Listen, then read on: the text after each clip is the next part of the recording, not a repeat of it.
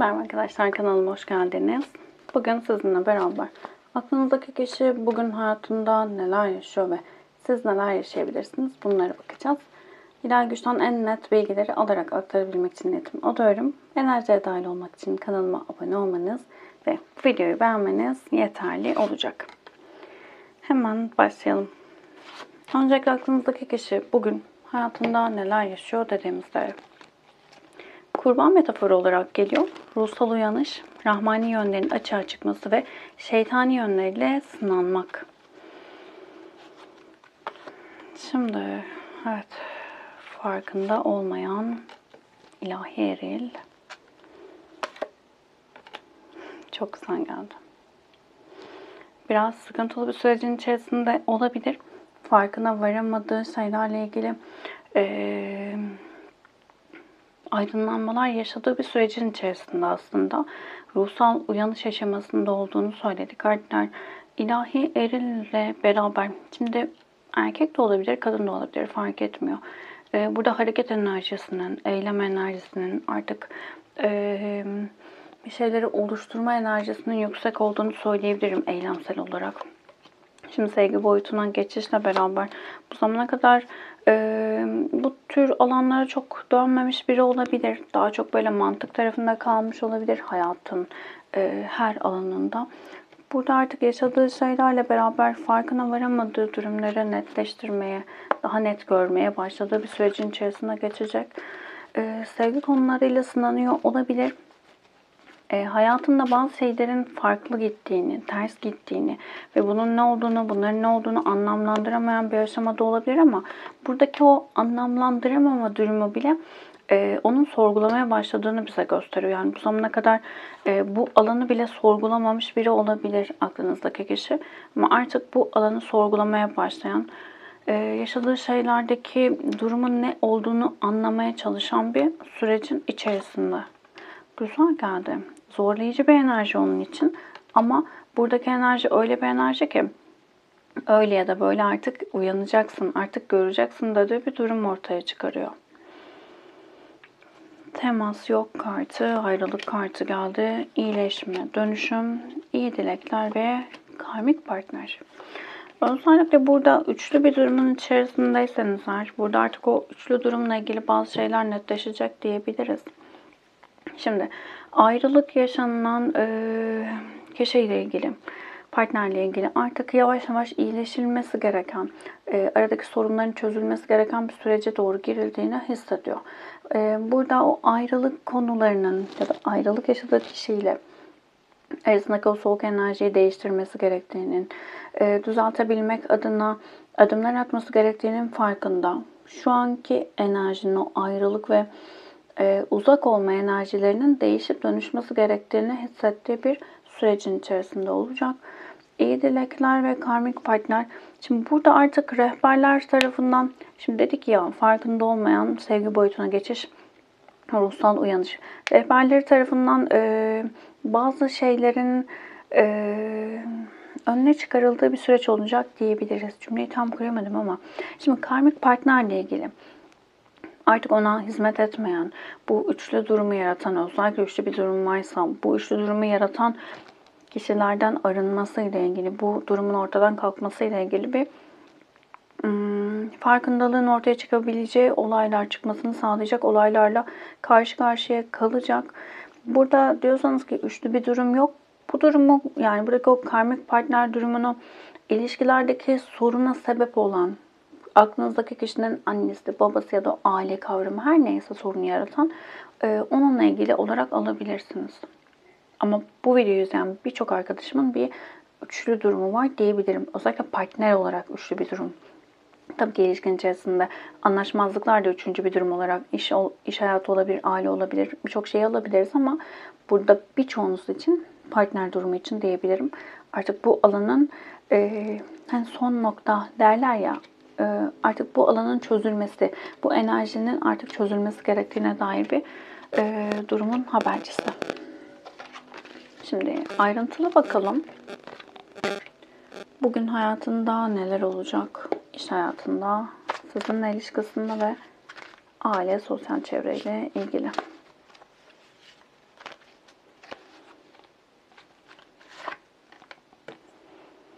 Tılsım dörtlüsü. Maddi olarak bazı kayıplar yaşamaktan korktuğu bir sürecin içerisinde.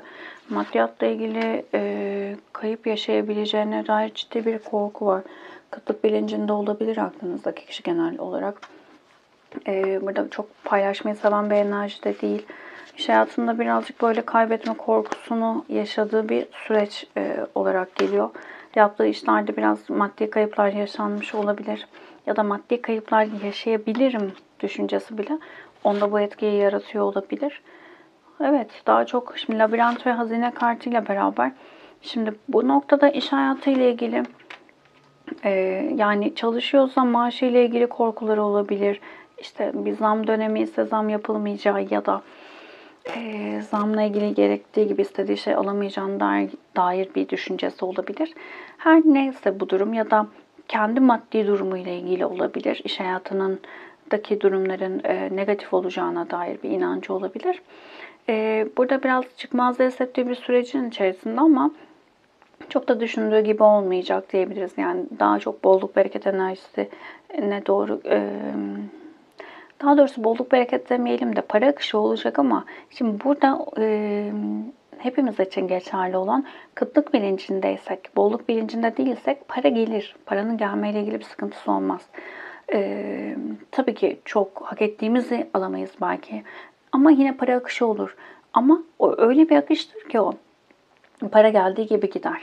Yani der ki ya anlamadım bile bir sürü para kazanıyorum da işte hiçbir şeyim yok diyen kişiler var ya mesela. Onlarda da bolluk bilinci yoktur. Evet para gelir, paranın gelmesine bir sıkıntı olmaz ama değerlendiremez ya da kendinin dışındaki herkese parayı dağıttığı için ya da onlara harcadığı için hem kendi bolluğunu etkiler hem de elinde para kalmaz. Umarım burayı anlatabildim. Burada birazcık kıtlık bilincinin olduğunu aslında korkuları olsa da iş hayatının iyi gittiğini söyleyebiliriz. Biraz sadece kafası karışmış bir durumda korkularından dolayı. Ama tabii ki burada şöyle bir mesaj var aslında. Korkuları devam ederse buradaki o sıkıntı, o bolluk bereketi ya da olan maddi durumda azalır ya da gider. Şimdi İş hayatında daha çok tedirginlik ve korkularının hakim olduğunu söyleyebiliriz. Şimdi sizin neresinden neler oluyor dediğimizde değnek dörtlüsü, romantizm ve ev kartı. Şimdi bu noktada sizin aslında güzel enerjileri geçmek istiyor. Oradaki o güzel enerjileri, duygusal paylaşımların artacağı, o romantizm enerjisinin artacağı bir sürecin içerisinde olmak istiyor. Değnek dörtlüsü de zaten ilişkide bir üst seviyeye taşınmaktan, kutlanılacak süreçlerden, dönemlerden bahseder ama şimdi burada arada evle ilgili konular, ev hali, ev hane ile ilgili konular, ailede sorunlar olabilir, bu ilişkiye ailesi destek olmuyor olabilir ya da bu üçlü durum onun bir ailesi olabilir gibi. Bu tür konularla ilgili durumu şifalandırmaya çalıştığı bir sürecin içerisinde olabilir. Kafa karışıklığı var. Ne yapacağını çok bilemeyen bir enerjide ama sanki iki tarafı da bırakamıyormuş gibi bir durumun içerisinde. Bir kart alalım mı? Netleştirelim burayı. Daha sonra da aile çevreye geçelim. Kılıçların Sultanı. Şimdi burada özellikle aklınızdaki kişi, yani video izleyen arkadaşım kadınsa eğer, aklındaki kişinin hayatında bir kılıç kraliçesi olabilir. Yani fevri, sert enerjilerde biri olabilir. Bu kişiyle ilgili sorunlar, durumlar ilişkinizi etkiliyor olabilir. Burada birazcık soğuk bir enerji var. Daha çok bu alanla ilgili bir savaş içerisinde olabilir diyebiliriz. Bu durum sizin ilişkinizi etkiliyor. Şimdi aile ve çevreyle ilgili neler yaşayabilir dediğimizde Tılsım ikilisi, affetmek ve kavuşmak kartı geldi. Şimdi dengeye gelmeye çalıştığı bir sürecin içerisinde yaptığı bazı şeylerin, yanlışların daha doğrusu farkında diyebiliriz. Burada yaptığı yanlışlarla ilgili bir af dileme isteği içerisinde. Ya enerjileri düzeltmek isteyen bir durumun içerisinde. Buraya bir kart alacağım. Neden affedilmesi gerekiyor? Affedilmesi gerekiyor. Konuşamadım. Yaptığı yanlışların farkında. Şimdi burada ailede bazı yanlışlar yaptığını söyleyebiliriz aklınızdaki kişinin. Çok fevri davranışlarda bulunmuş olabilir. Böyle kavga gürültünün içerisinde kalmış olabilir. Ama artık aileye karşı bazı yanlışlar yaptığının çok net farkında. Kendi yanlışlarını kabul ettiği bir süreçte ve bu yüzden de o aradaki o soğuklukları giderebilmek adına bir eyleme geçme isteği içerisinde diyebiliriz. Ama bunu nasıl yapacağını bilemediği için de dengeye gelmeye ve nasıl bir yol alacağına karar vermeye çalışan bir aklınızdaki kişi var. Şimdi genel olarak yani bu haftaki açılımda sanırım aile sorunları çok fazla geldi. Sizin enerjilerinizde neler var bugün? Yıldırımın ruhu olarak geliyorsunuz. En zor zamanlarında düşen yıldırım seni hüsrana uğratıyor, şaşırtıyor. Çakan şimşekler olumsuz bir durumun habercisi dedi. Evet. Şimdi yakın geçmişte sıkıntılı bir sürecin içerisinden geçmiş olabilirsiniz. Beklemediğiniz anda bazı sıkıntılı durumlar ortaya çıkmış olabilir. Hatta güvendiğiniz kişiler tarafından sıkıntılı bir durumun içerisine çekilmişsiniz gibi görünüyor. Burada artık özgür irade doğmak ve yeniden oluşturmak kartıyla beraber hayatınızda çok ciddi şekilde bir yıkım oluşturmuş olabilir. Ve artık yeniden başlama isteğiniz ama çok farklı bir şekilde kendinizi ön plana aldığınız, yani merkeze kendinizi aldığınız bir sürecin içerisinde olmak istiyorsunuz. Yeniden başlamak istiyorsunuz. Kötü giden her şeyi tekrar oluşturmak istediğiniz bir süreçtesiniz. Sanki burada bu zamana kadar hep başkalarını düşündüğünüz için adımlar atamamış olabilirsiniz. Artık bu alandan çıkıp kendinizi düşündüğünüz bir sürece doğru giriyorsunuz. Yapraklar, zarar, yükselmek, potansiyel ve evet kartı. Bakın yine gerçek kendini keşfet dedi. Zarar kartı bize özgür irade ile beraber. Şimdi burada ikili ilişkiler başta olmak üzere genel olarak hayatınızda hep ikinci plana atıldığınızı düşünüyor olabilirsiniz. Kendinizi değersiz hissettiren kişilerle karşı karşıya kalmış olabilirsiniz. Sistem diyor ki kendi değerinin farkına var. Ve kurban enerjisinden çıkmanız gerekiyor. Yani bir özgür irademiz var. Burada seçenekler var ve biz bunu seçebiliriz. Yani bu birazcık da şey gibi. Bazen söylüyorum ya, yani bu açılımları dinlerken karşımdaki ne yapacak gibi değil.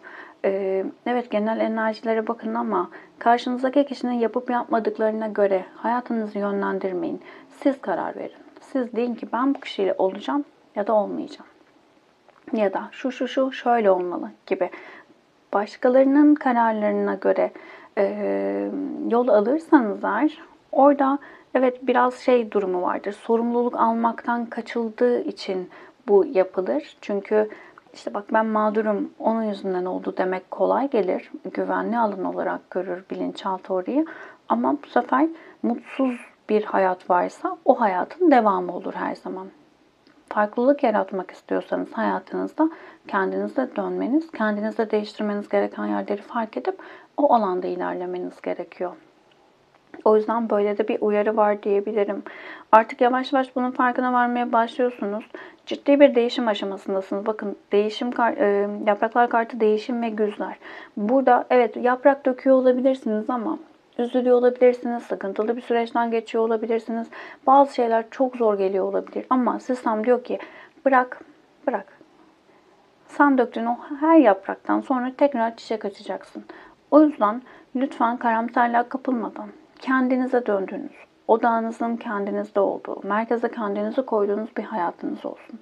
Burada kendi ruhunuzu dinlediğiniz, yükselmek kartı genişlemektir, ruha bağlılıktır. Kendinize dönmeniz gerektiği mesajı var. Sınırsız potansiyelden bahseder, başarıdan bahseder. Evet kartı da artık almaya başlamaktır. Şimdi bakın burada sistem size diyor ki zorlu şeylerin içerisinden geçiyorsun, geçtin, tamam kabul ama tekrar çiçek açacaksın. Bunu yapabilmek adına da kendine, ruhuna, özüne dönmen gerektiği. Sorumluluk sizden. Devam edelim. Ben söyledim.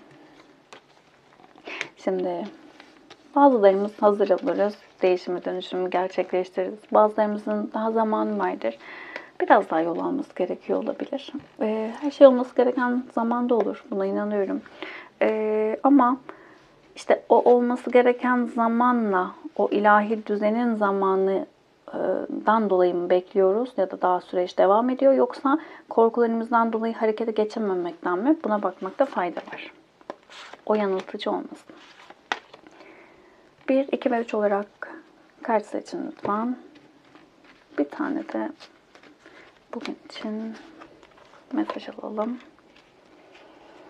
Saçların dökülüyorsa onları sevdiğini söyle. Tenin kuruyup pul pul oluyorsa tenine onu sevdiğini söyle. Yüzün sivilceleniyor, kırışıyor, lekeleniyorsa onu beğendiğini söyle. Huzursuzsan, mutsuz hissediyorsan kalbine onun yanında olduğunu söyle. Nereni sevmeyi ve nerene şefkat göstermeyi unutuyorsan orası sana kendini hatırlatır. Evet. Kendinize dönmeniz gerektiği ile ilgili net mesajlar alıyorsunuz. Lütfen dikkate alın. Diyor ki bak kendine. Vücuduna bak. Ruhuna bak. Bak. Çözümler orada. Biri seçen arkadaşlarım. Aptal kartı. Aptal ol ki kalbin huzur bulsun. Harekete geçmekten korkmayın. Eyleme geçmekten korkmayın. Kaybedecekleriniz olabilir belki. Bunun korkusuyla harekete geçemiyor olabilirsiniz ama o yolda size gelecek olan o kadar büyük hazineler var ki sistem diyor ki harekete geç. Bazen bazılarınız için hatta çok kontrolcüyseniz bırak kontrol etmeyi diyor. Bırak. Çık yola. Sen yola çık. Yol sana görünür. 2'yi seçin arkadaşlarım. Kupa dokuzlusu. Allah kalbinizde dilediğinizde size verecektir. Burayı 2 şekilde söyleyeceğim. Ne istediğinizi çok iyi bilmeniz gerekiyor. Nasıl dua ettiğinizi çok iyi bilmeniz gerekiyor. İstekleriniz hayatınıza, hani benim hayatım olmuyor, benim isteklerim diye olabilirsiniz ama belki söylediğiniz cümleler hayatınızda istekleriniz gerçekleşiyordur ama söyleme şeklinizden kaynaklı farklı şekilde size geliyor olabilir. O yüzden ne söylediğinize, ne dilediğinize dikkat edin. Bu şey gibi, dua ederken o gelsin, işte bilmem kim gelsin, A kişisi bana gelsin. İşte A kişisi gelmeli bana, ben onunla olmalıyım. Hayır, yani dua ederken evet, yani burada gelir, A kişisi de gelir. Ama A kişisi öyle bir gelir ki hayatınızı alt üst eder. Ya da gelir, güzellik olur. Tabii ki olabilir. Ama burada edeceğiniz dua, ya her şeyin en iyi ve en yüce şekilde hayatıma gelecek olan kişi bana huzur veren, bana mutluluk getirecek olan, bana aşkı, mutluluğu, güveni hissettirecek olan, sorumluluk sahibi, artık ne istiyorsanız oradaki şeyleri detaylandırabilirsiniz. Aynı şekilde ondan beklediklerim de benim de ona verebileceğim kişiyi hayatıma çekmeye niyet ediyorum ya da istiyorum dememek daha iyi de niyet ediyorum diyebiliriz. Diliyorum, dilemek de belki. Niyet ediyorum deyin. Çok karışabilir bu aralar. Niyet ediyorum deyin. İstemek çünkü yokluk enerjisini çalıştırarak orada bir enerjiyi şey yapabilir. Niyet ediyorum demekte fayda var. Şimdi burada size şu mesaj geldi. Ne istediğine dikkat et. Senin istediklerin oluyor ama sen ne istediğinin farkına var. 300 açın arkadaşlarım. Kılıç yedilisi. Buraya bir kart alacağım. Burası çünkü biraz şey bir mesaj burası. Kılıçların yedilisi, her adımda bir tuzak vardır. Fazla cesurca ilerleme der. Dolandırılmaktan, kandırılmaktan da bahseder. Duyguları gizlemekten de bahseder. Bakalım bize ne diyor. Küheylan kartı geldi. Bu yolculuk senin. Kendi karanlık taraflarına yüzleşmen gerekiyor. Ve burada daha çok ben kandırılmak gibi değil de duygularını gizlemek seni sadece olduğun alanda tutar, ilerlemeni engeller. O yüzden buradaki mesaj ilerleyebilmek için duygularına yüzleş, kendine de yalan söyleme. Burayı netleştir ki istediğin alana ulaşabilirsin. Kolektif bir açılım. Hepsiyle uyumlanamayabilirsiniz ama içerisinden mesajlar almaya odaklanın lütfen. Videoyu beğendiyseniz beğen tuşuna basabilir. Abone değilseniz abone olabilirsiniz. Günlük his yüklemelerini paylaştım. Şifa çalışmalarını paylaştığım bir şifa grubumuz var WhatsApp'ta. Ücretsiz olarak oraya dahil olabilirsiniz. Açıklamalar kısmında linki var. Teşekkür ederim vakit ayırdığınız için. Başka videolarda görüşmek üzere. Hoşçakalın.